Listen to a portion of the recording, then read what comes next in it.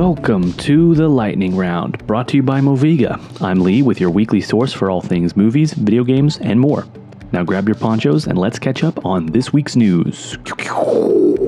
For the first time since its 2017 debut, the consistently well-selling Mario Kart 8 Deluxe is no longer one of the top 20 best-selling games in the United States for a given month. I can't say that this is a list I pay a lot of attention to, but to see a franchise I grew up on continuing and dominating the charts is pretty cool. I still can't wait to be that dad who fires up my N64 and Mario Kart 64 because my child thinks they're better than me at video games. That kid will cry, and it will be oh so sweet. Pedro Pascal is rumored to play Mr. Fantastic in the MCU, and fans get John Krasinski trending again. I know it was a sweet reveal in Doctor Strange Multiverse of Madness to see Krasinski in that role, but I don't think I have a big issue with Pedro Pascal. Either way, these are both top-notch actors potentially playing a fan-favorite character. I don't think we could go wrong.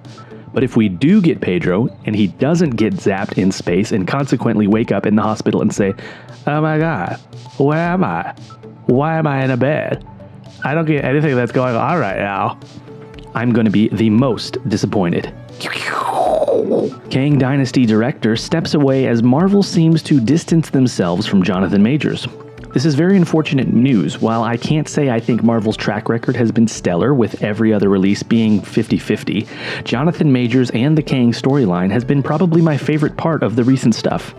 Short of Loki, but once again, most of that is due to Jonathan Majors' performance.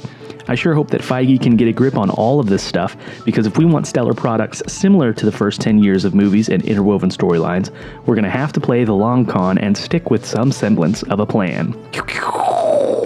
Speaking of Loki, IGN rates the second season culmination of our anti-hero's journey to a 7 out of 10. Me personally, I would have gone slightly higher with an 8 or an 8.5, but I very much enjoyed the storyline and setting of this second season. I cannot wait to see what might be next for our friend Loki, if anything at all. It's finally Gaming Awards season, with Baldur's Gate 3 running away with the most awards from the Joystick Awards. The game won 6 awards, and Larian Studios was named Studio of the Year. I believe it's well deserved. Baldur's Gate 3 is one of my top games of all time.